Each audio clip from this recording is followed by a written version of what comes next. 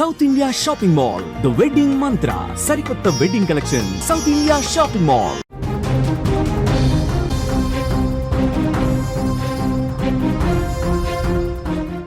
ఇప్పుడు బన్నీ సన్నీ యాదవ్ ఎక్కడున్నాడు? ఎన్ఐఏ అదుపులో ఉన్నట్టుగా సమాచారం అయితే అందుతోంది. అధికారికంగా ఎన్ఐఏ వెల్లడించని పరిస్థితి అయితే కనిపిస్తుంది. సన్నీ ఆచూకీ కోసం కోర్టును ఫ్యామిలీ ఆశ్రయించిన పరిస్థితి గతంలో మనం చూసాం. ఆపరేషన్ ఎన్లో భయ్యా సన్నీ యాదవ్ ఉన్నాడా? ఇప్పటికే బయటకొచ్చిన జ్యోతి మల్హోత్రా పేరు మనం విన్నాం. జ్యోతికి భయ్యాకు కూడా లింకులు ఉన్నాయా అనే అనుమానం అయితే కలుగుతోంది.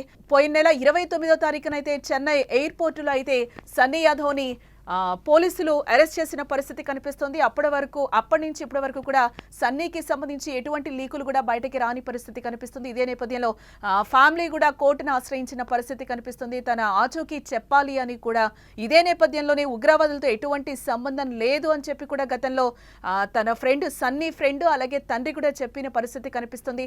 ఎటువంటి ఆధారాలు లేకుండా ఎలా నా కొడుకు కానీ నా ఫ్రెండ్ కానీ దోష అవుతాడు అని కూడా వాళ్ళు ప్రశ్నించిన పరిస్థితి అయితే కనిపిస్తోంది. ఇక ఇదే అంశానికి సంబంధించి మరింత సమాచారాన్ని మా న్యూస్ ఎడిటర్ తిరుమల అందిస్తారు. తిరుమల, సన్నీ యాదవ్ ఇరుక్కున్నట్టేనా? 29వ తారీఖున తనని అధికారులు అరెస్ట్ చేసిన పరిస్థితి కనిపిస్తుంది. అప్పటి నుంచి ఇప్పటి వరకు కూడా ఎటువంటివి బయటికి రాని పరిస్థితి కనిపిస్తుంది. అసలు సన్నీ ఎక్కడున్నాడు అనుకోవాలంటారు? ఇది పెద్ద మిస్టరీగా మారుతోంది జానకి. నిజానికి ఎందుకు భయ్యా సన్నీ యాదవ్ని అదుపులోకి తీసుకున్నాక అతని వివరాల్ని బయటికి వెల్లడించట్లేదు? ఇది ఇప్పుడు అతిపెద్ద మిస్టరీగా మారుతుంది. నిజంగా భయ్యా సన్నీ యాదవ్కి ఐఎస్ఐతో లింకులు ఉన్నాయా, ఉగ్రవాదులతో లింకులు ఉన్నాయా, లేకపోతే ఆపరేషన్ మేడం ఎన్తో ఏమైనా సంబంధాలు ఉన్నాయా అనే కోణంలో విచారణ జరుగుతున్నట్టు తెలుస్తుంది. భయ్యా సన్నీ యాదవ్ని మే 29వ తేదీన చెన్నైలో ఎన్ఐఏ ఎయిర్పోర్ట్లో అదుపులోకి తీసుకుంది. చెన్నైలోనే ఒక సీక్రెట్ ప్లేస్లోకి తీసుకెళ్లి ఆయన్ని ప్రశ్నిస్తున్నట్టుగా సమాచారం ఉంది.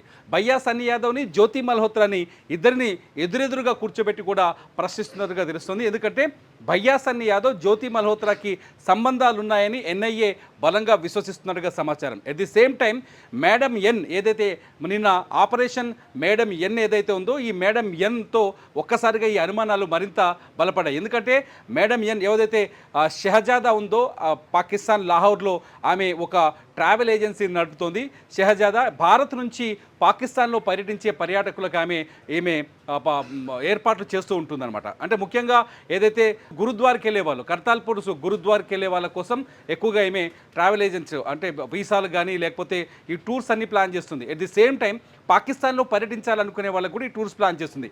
అయితే ఈమె ఎప్పుడైతే ఈ ట్రావెల్ ఏజెన్సీ పెట్టుకుందో అప్పుడే ఐఎస్ఐ ఈమెకి షహజాదాకి ఒక ఆపరేషన్ అప్పచెప్పింది.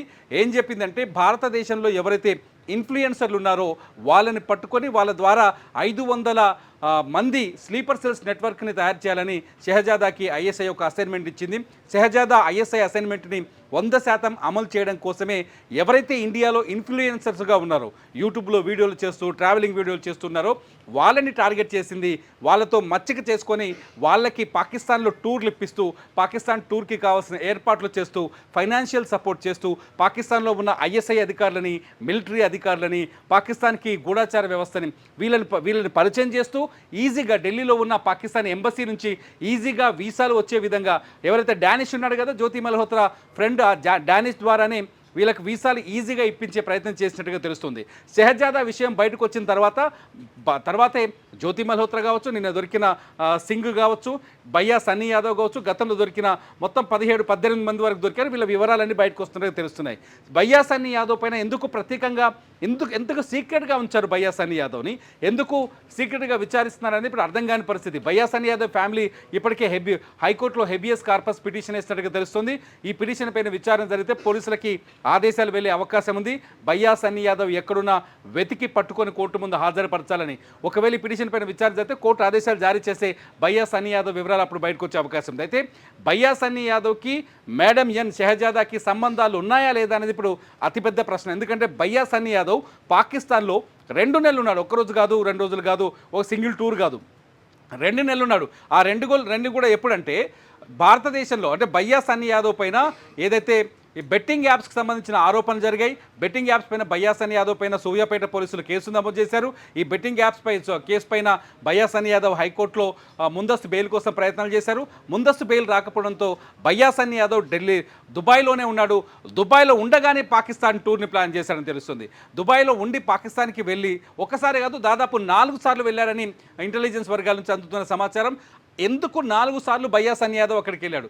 రెండో పాయింట్ వచ్చేసి జకీర్ నాయక్ ఎవరైతే భారతదేశంలో యువతిని ఉగ్రవాదం వైపు రెచ్చగొట్టి ఉగ్రవాదం వైపు మళ్లిస్తున్నాడని ఆరోపణలు ఎదుర్కొంటున్నారో, మత ఛాందస్సాన్ని నూరిపోస్తుందనే ఆరోపణలు ఎదుర్కొని భారతదేశం నుంచి పారిపోయి మలేషియాలో సెటిల్ అయ్యాడో ఆ జకీర్ నాయక్ని పాకిస్తాన్ ఆహ్వానించింది. పాకిస్తాన్ ఆహ్వానించినప్పుడు జకీర్ నాయక్ అక్కడ ఒక సభ నిర్వహిస్తే ఆ సభలో ఇండియా నుంచి నేను హైదరాబాద్ నుంచి వచ్చానని భయ్యా సన్నీ యాదవ్ జకీర్ నాయక్ ఒక ప్రశ్న వేస్తాడు. ఆ వీడియో కూడా ఇప్పుడు వైరల్గా మారింది. అంతేకాదు పాకిస్తాన్లో నాకు ఒక అమ్మాయి ఫ్రెండ్ ఉందని చెప్పేసి మాట్లాడతాడు. ఆ ఫ్రెండ్ ఎవరనేది ఇప్పుడు ప్రశ్నిస్తున్నట్టు తెలుస్తుంది. భయ్యా సన్నీ యాదవ్కి పాకిస్తాన్లో బలమైన నెట్వర్కే ఉన్నట్టుగా తెలుస్తుంది. ఈ నేపథ్యంలోనే పాకిస్తాన్లో ఆర్మీ వాళ్ళని కానీ ఐఎస్ఐ వాళ్ళని కానీ గూఢాచార వ్యవస్థతో కానీ ఈయన మాట్లాడాడని తెలుస్తుంది. అయితే తెలిసి మాట్లాడా, తెలియక మాట్లాడా, డబ్బులు తీసుకున్నాడా, భారతదేశానికి ద్రోహం చేయాలనుకున్నాడా, భారత రహస్యాలను అందించే ప్రయత్నం చేశాడా అనేది ప్రశ్నలుగా మిగిలిన్నాయి. భయ్యా సన్నీ యాదవ్ని అదుపులో తీసుకున్నామని ఎన్ఐఏ గనక చెప్తే తీసుకొని అతన్ని ప్రశ్నించిన తర్వాత అతను ఏమేమి ఒప్పుకున్నాడు ఈ విచారణలో అనే విషయాలు బయటకు వస్తే కానీ ఇవన్నీ రుజువు అయ్యే అవకాశాలు కనిపించట్లేదు. కానీ భయ్యా సన్నీ యాదవ్ పైన భయ్యా సన్నీ యాదవ్కి జ్యోతి మల్హోత్రాకి పెద్ద తేడా లేదనేది మాత్రం అర్థమవుతుంది. జ్యోతి మల్హోత్రా చాలా స్పష్టంగా భారతదేశంలో ఉన్న అన్ని ప్రాంతాలకు సంబంధించిన సెన్సిటివ్ వీడియోలని, సెక్యూరిటీకి సంబంధించిన వీడియోలని, ఎయిర్ బేస్లని, సైన్యం ఉండే స్థావరాలని, అట్లాగే నేవీ ఎయిర్ బేస్లని, వీటన్నింటికి సంబంధించిన సమాచారాన్ని జ్యోతి మల్హోత్రా పాకిస్తాన్కి చేరవేసినట్టుగా అనుమానిస్తుంది ఎన్ఐఏ. ఇప్పటికీ కూడా జ్యోతి మల్హోత్రా సిగ్గుపడట్లేదట. రైట్ టు ఇన్ఫర్మేషన్ యాక్ట్ ఉంది నాకు, లేకపోతే నాకు మాట్లాడే హక్కు ఉంది, నేను పౌరుడిగా మాట్లాడతానని చెప్పేసి మా పోలీసుల ముందు వాదిస్తుంది. ప్రస్తుతానికి ఆమె పోలీసుల అదుపులోనే ఉంది. ఆమె పైన విచారణ కొనసాగుతుంది. ఇదిలా ఉంటే సేమ్ సిచ్యువేషన్లో భయ్యా సన్నీ యాదవ్ కూడా ఉండడంతో వీళ్ళిద్దరిని కూర్చోబెట్టి ఫేస్ టు ఫేస్ విచారణ కూడా చేస్తున్నారని ఒక చర్చ జరుగుతుంది. అందుకే భయ్యా సన్నీ యాదవ్ వివరాలు ఇంతవరకు బయటకు రావడం. జ్యోతి మల్హోత్రా ఇష్యూని ఫస్ట్ నుంచే మనం తీసుకుంటే ఆమెకి సంబంధించిన విషయాలు ఎప్పటికప్పుడు కూడా అధికారులు బయటకిస్తున్న పరిస్థితి అయితే కనిపించింది.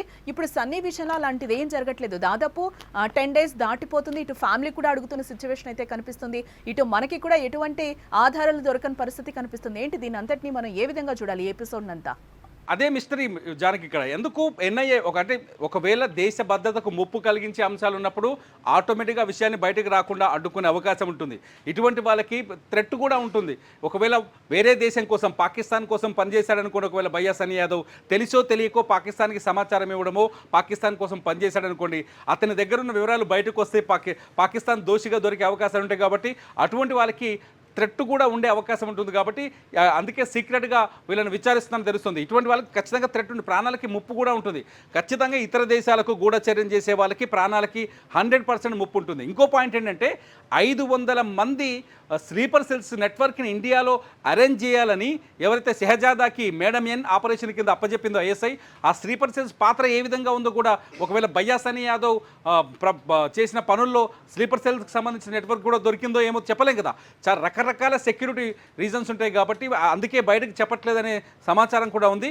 జ్యోతి మల్హోత్రాది పోలీసులు ఇన్వెస్టిగేట్ చేశారు కాబట్టి ప్రారంభంలో కొన్ని విషయాలు బయటకు వచ్చాయి. కానీ ఆ తర్వాత జ్యోతి మల్హోత్రా ఇన్ఫర్మేషన్ కూడా పెద్దగా బయటకు రావట్లేదు. అయితే ఒక్కటి కేరళకి ఎందుకు వెళ్ళింది అనేది మొన్న 2 రోజుల క్రితం ఒక పెద్ద బ్రేకింగ్ వచ్చింది.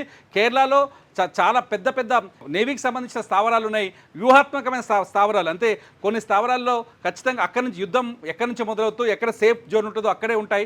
ఆ స్థావరాలకు సంబంధించిన వివరాలని జ్యోతి మల్హోత్రా బయట పెట్టినట్టుగా కొంత అనుమానాలు వ్యక్తం చేస్తారు. మొత్తానికి ఇదంతా ఒక ఇన్ఫర్మేషన్ అయితే తీసుకుంటున్నారు. ఇదంతా మొత్తం ఒక రూపకానికి రావడానికి కొంచెం టైం పట్టే అవకాశం అయితే కనిపిస్తుంది. భయ్యా మాత్రం ఇన్ని రోజులు 29 నుంచి ఇప్పటి వరకు అక్కడే ఉన్నాడు అంటే ఖచ్చితంగా భయ్యా ఇరుక్కుపోయాడనేది మాత్రం అర్థమవుతుంది. భయ్యా సన్నీ యాదవ్ ఖచ్చితంగా ఎన్ఐఏ దగ్గర ఇరుక్కుపోయాడనే చర్చ మాత్రం జరుగుతోంది జానకి.